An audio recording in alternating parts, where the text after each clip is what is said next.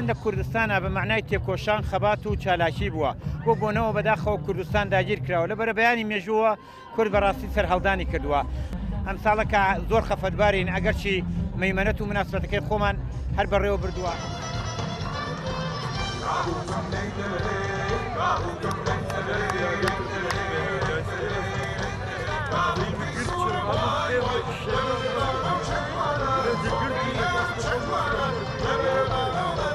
جژنی نەورۆز جژنێکی کوردانە ئێمە هەموو ساڵێک ئامادەی نیا دیکەینەوە لە هەر شوێنێک بین کەسیش ناتوانێت چۆکمان پێدا بە و نەورۆزی خۆمان نەکەین.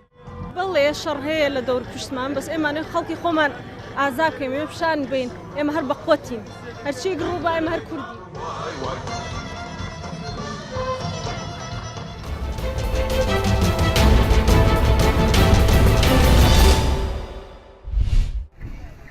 جشن کوردستان جشن نوروزا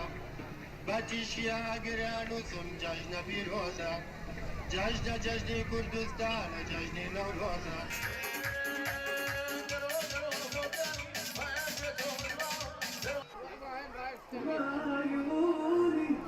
ئەمڕۆ ملەتی کوردی ئەو ڕۆژە زۆر تایبەتە بۆ ئەوان ڕۆژێک هەموو خەڵکی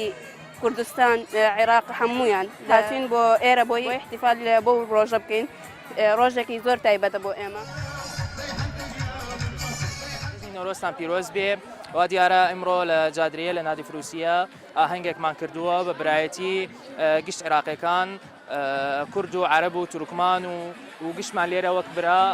ئاهەنگی نۆرۆز سازەکەین.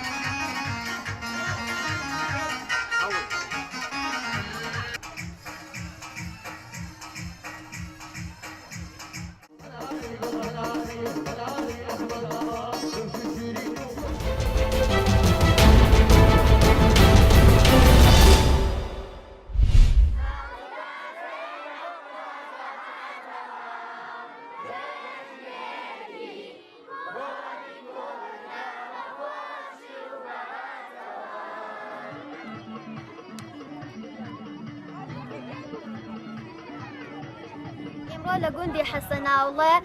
هینە بەرنامەیە لەلایەن ناوەندی فەرهەنگی هونەری بەژینەوە بەڕێوە چووە خەڵاتی زۆر خاصیشیان پێشکەش منداڵان کرد و خەڵاتەکەی ئیمڕۆیشمان کە لە تەرەف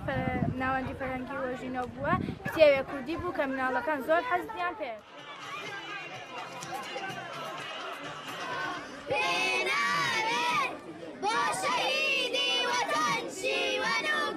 لە ناوەندی وەژینەوە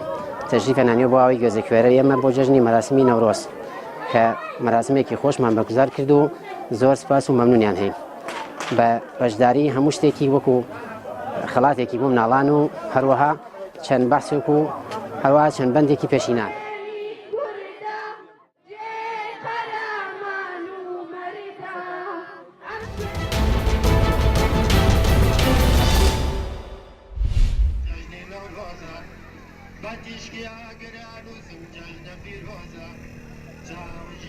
سەیرانێکی خۆش و ئیمساڵ ئینشەڵڵا بە هیوای ژیانێکی خۆش لەم سەیرانەیە ئیمساڵ بەڕێکن بە خۆشترین شیان و هەر لە لای ئێمەستەنا بە تایبەتی لە گەرمیانە زیاتر یا پرەخ ئینترە باوترە لە سەیرانگاکان لە ڕۆژی سەیرانێکەم ڕۆژ سەیران زیاتر یا پراخەکرێ و دواییش مریشک و وەروەها کەباب و ئەوانەشە.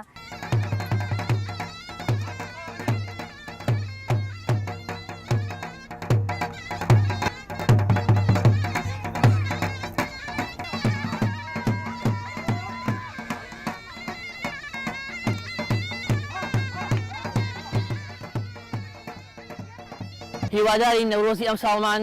نەورۆزی 2018 ساڵێک بێت کە بۆ هەموو کورد و هەر چوار پارچەی کوردستان ساڵی ئارامی خۆشی و سەرکەوتن و دووبارە دروستبوونەوە و هەنگاونیان بۆ سەربەخۆیی کوردستان کە هیوا و ئاواتی هەموو گەلی کوردە.